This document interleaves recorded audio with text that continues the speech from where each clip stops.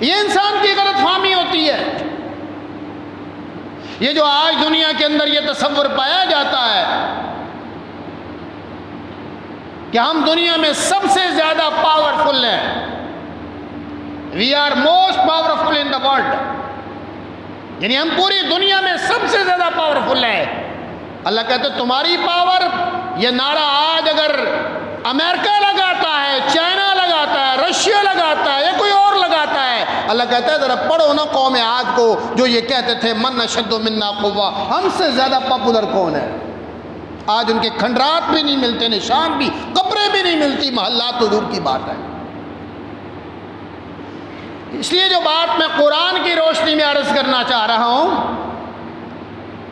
وہ یہ ہے کہ گناہ انسان کے رزق کو بھی کھا جاتا ہے، گناہ انسان کی ترقی کا بھی دشمن ہے، گناہ انسان کے سکون کو بھی برباد کر دیتا ہے. اور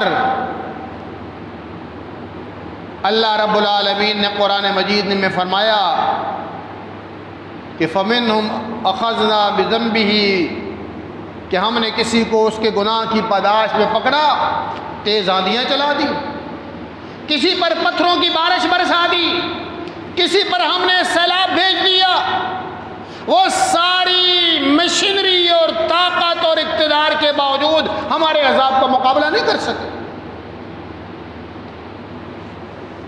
تو یہ قرآن مجید کوئی قصے کہانی کی کتاب تو ہے نہیں کہ اللہ نے ویسی صفحے کالے کرنے کے لیے معاذ اللہ ان کا ذکر کر دیا ہے.